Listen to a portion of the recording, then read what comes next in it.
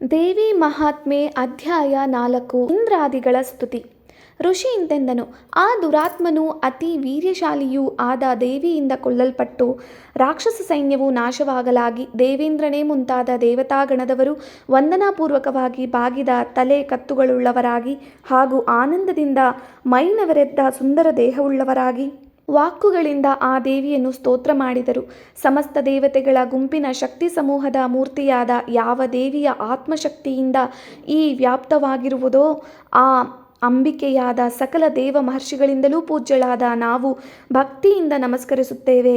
ಆಕೆಯು ನಮಗೆ ಶುಭವನ್ನುಂಟು ಮಾಡಲಿ. ಯಾವ ಆಕೆಯ ಅಪರಿಮಿತವಾದ ಮಹಿಮೆಯನ್ನು ಬಲವನ್ನು ಪೂಜ್ಯನಾದ ಆದಿಶೇಷನು ಬ್ರಹ್ಮನು ಶಿವನು ಕೇಳಲು ಅಸಮರ್ಥರೋ ಆ ಚಂಡಿಕೆಯು ಇಡೀ ಜಗತ್ತನ್ನು ಕಾಪಾಡುವುದಕ್ಕೂ ಅಶುಭ ಭಯಗಳನ್ನು ನಾಶ ಮಾಡುವುದಕ್ಕೂ ಮನಸ್ಸು ಮಾಡುವವಳಾಗಲಿ.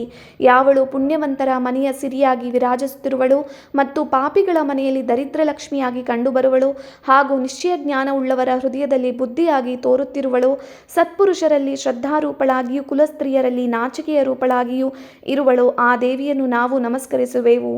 ಎಲೆ ದೇವಿಯೇ, ಜಗತ್ತನ್ನು ಕಾಪಾಡು. ಅಚಿಂತ್ಯವಾದ ಈ ನಿನ್ನ ರೂಪವನ್ನು ಏನೆಂದು ವರ್ಣಿಸೋಣ ಮತ್ತು ಯುದ್ಧದಲ್ಲಿ ರಾಕ್ಷಸರನ್ನು ನಾಶಗೊಳಿಸಿದ ಹೆಚ್ಚಿನ ಬಲವೀರ್ಯಗಳನ್ನು ಏನೆಂದು ಹೊಗಳೋಣ. ಎಲೆ ದೇವಿಯೇ, ಎಲ್ಲ ದೇವಾಸುರ ಗಣಾದಿಗಳಲ್ಲಿಯೂ ನಿನ್ನ ಅದ್ಭುತವಾದ ಚರಿತ್ರೆಯನ್ನು ಏನೆಂದು ಸ್ತುತಿಸೋಣ. ಸಮಸ್ತ ಜಗತ್ಕಾರಣಳಾದ ನೀನು ತ್ರಿಗುಣಾತ್ಮಕಳಾಗಿದ್ದರೂ ಹರಿಹರಾದಿ ದೇವತೆಗಳಿಗೂ ದೋಷದ ನಿಮಿತ್ತವಾಗಿ ತಿಳಿದು ಬರುತ್ತಿಲ್ಲ.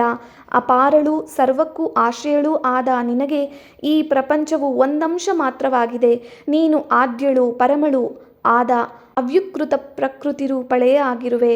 ಎಲೆ ದೇವಿಯೇ, ಎಲ್ಲ ಯಜ್ಞಗಳಲ್ಲಿಯೂ ಯಾವ ನಿನ್ನ ಹೆಸರಾದ ಸ್ವಾಹ ಎಂಬುದರ ಉಚ್ಚಾರಣೆಯಿಂದ ದೇವತೆಗಳೆಲ್ಲರೂ ತೃಪ್ತಿಯನ್ನು ಹೊಂದುವರೋ ಅಂಥ ಹೆಸರಿನವಳಾಗಿದ್ದೀಯೇ. ಆದ್ದರಿಂದಲೇ ಪಿತೃಗಣಗಳಿಗೆ ತೃಪ್ತಿಯನ್ನುಂಟು ಮಾಡುವ ಸ್ವಧಾ ಎಂಬ ನಾಮದಿಂದಲೂ ನೀನು ಜನರಿಂದ ಉಚ್ಚರಿಸಲ್ಪಡುತ್ತಿರುವೆ.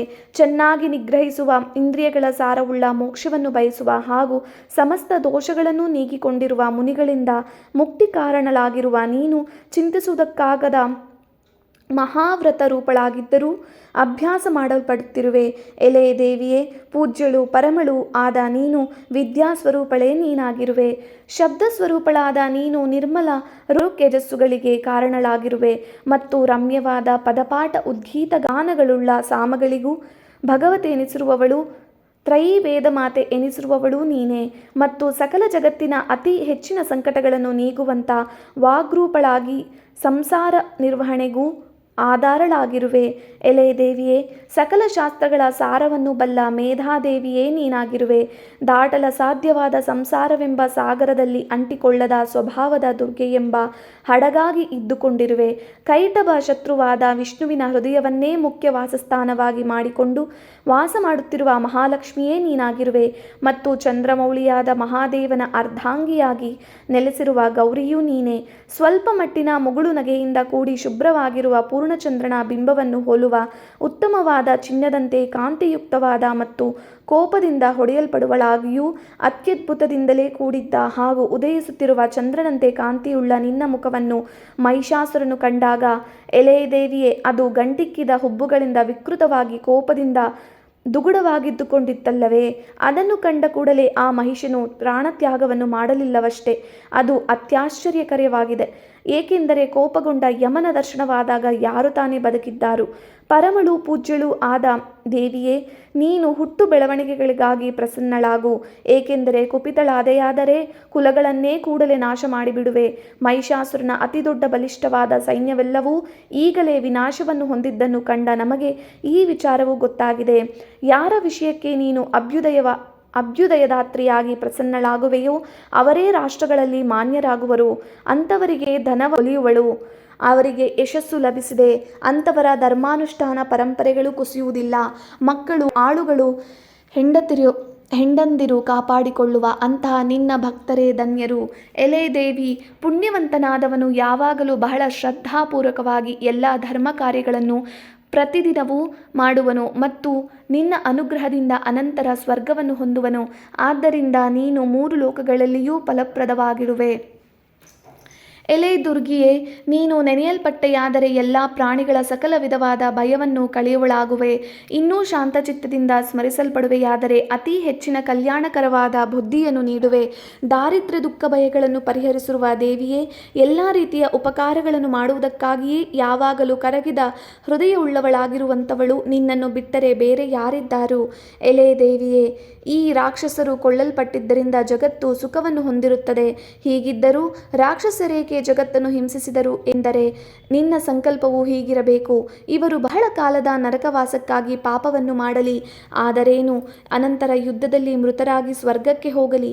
ಹೀಗೆಂದು ಭಾವಿಸಿ ನೀನು ಈ ಲೋಕಕಂಟಕವನ್ನು ಸಂಹಾರ ಮಾಡಿರುವೆ. ಎಲ್ಲ ರಾಕ್ಷಸರನ್ನು ನೋಟದ ಮಾತ್ರದಿಂದಲೇ ನೀನು ಸುಟ್ಟು ಹಾಕದೆ ಇರುವುದೇಕೆಂದರೆ ಮತ್ತು ಆ ಶತ್ರುಗಳನ್ನು ಸಂಹರಿಸಲು ಶಸ್ತ್ರಗಳನ್ನು ಬಳಸುವೇಕೆಂದರೆ ಶಸ್ತ್ರ ಪರಿಶುದ್ಧರಾದ ಅವರು ಶತ್ರುಗಳೇ ಆದರೂ ಲೋಕಗಳನ್ನೇ ಪಡೆಯಲಿ ಎಂಬುದೇ ಉದ್ದೇಶವಾಗಿದೆ. ಹೀಗೆ ಆ ರಾಕ್ಷಸರ ವಿಷಯದಲ್ಲಿಯೂ ನಿನಗೆ ಅಲ್ಲಿ ಹೆಚ್ಚಿನ ಸಮೃದ್ಧಿಯೇ ಉಂಟಾಗಿರುತ್ತದೆ. ಕತ್ತಿಯ ಹೊಳೆಯುವ ಕಾಂತಿ ಸಮೂಹದ ಪ್ರಸಾರದಿಂದಲೂ ಹಾಗೂ ಭಯಂಕರವಾದ ಶೂಲದ ತುದಿಯ ಪ್ರಕಾಶದಿಂದಲೂ ರಾಕ್ಷಸರ ಕಣ್ಣುಗಳನ್ನು ಕುರುಡಾಗಿ ಹೋಗದೆ ಇದ್ದದ್ದೇಕೆಂದರೆ ಚಂದ್ರಕಲೆಗೆ ಸಮಾನವಾದ ಕಾಂತಿಯುಳ್ಳ ಉತ್ತಮ ರೂಪಸಂಪನ್ನವಾದ ನಿನ್ನ ಮುಖವನ್ನು ಅವರು ನೋಡುತ್ತಿದ್ದುದೇ ಕಾರಣವಿರಬೇಕು. ನಿನ್ನ ದರ್ಶನವೇ ಅವರ ಕಣ್ಣುಗಳನ್ನು ರಕ್ಷಿಸಿದೆ. ಎಲೆ ದೇವಿಯೇ, ನಿನ್ನ ನಡತೆಯು ದುರ್ನಡತೆಯವರ ನಡೆಯನ್ನು ತಡೆಗಟ್ಟತಕ್ಕದ್ದು. ರೂಪವಾದರೋ ಬೇರೊಬ್ಬರಿಗೆ ಹೋಲಿಸಲಾಗದ ಅಚಿಂತ್ಯ ಮಹಿಮಾನ್ವಿತವಾದದ್ದು.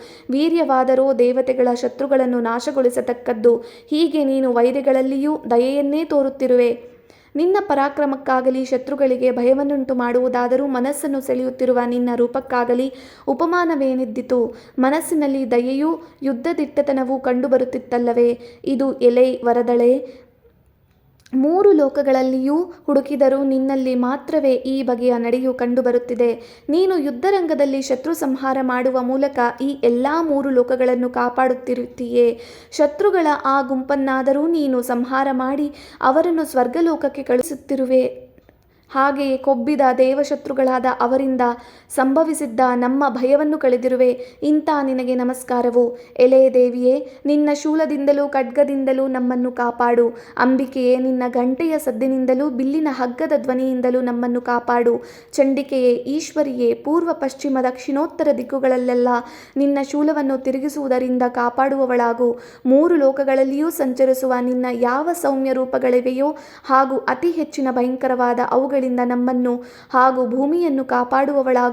ಎಲೆ ಅಂಬಿಕೆಯೇ, ಕತ್ತಿ, ಶೂಲ, ಗದೆ ಮುಂತಾದ ಯಾವ ನಿನ್ನ ಕೋಮಲವಾದ ಕೈಗಳಲ್ಲಿ ಧರಿಸಿರುವ ಆಯುಧಗಳಿವೆಯೋ ಅವುಗಳಿಂದ ಎಲ್ಲೆಲ್ಲಿಯೂ ನಮ್ಮನ್ನು ಕಾಪಾಡುವವಳಾಗು.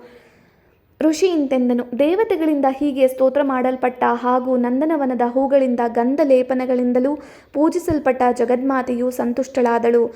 ಮತ್ತು ಭಕ್ತಿನಮ್ರವಾದ ಎಲ್ಲ ದೇವತೆಗಳು ದಿವ್ಯವಾದ ಸುವಾಸನೆಯ ಧೂಪಗಳಿಂದ ಸಂತೋಷಗೊಳಿಸಲಾಗಿ ಪ್ರಸಾದ ಮುಖಳಾದ ದೇವಿಯು ನಮಸ್ಕರಿಸಿದ ಸಮಸ್ತ ದೇವತೆಗಳನ್ನು ಕುರಿತು ಹೀಗೆಂದಳು: ಎಲೆ ದೇವತೆಗಳಿರ, ನೀವೆಲ್ಲರೂ ನನ್ನಿಂದ ನಿಮಗೆ ಇಷ್ಟವಾದ ವರಗಳನ್ನು ಬೇಡಿಕೊಳ್ಳಿರಿ.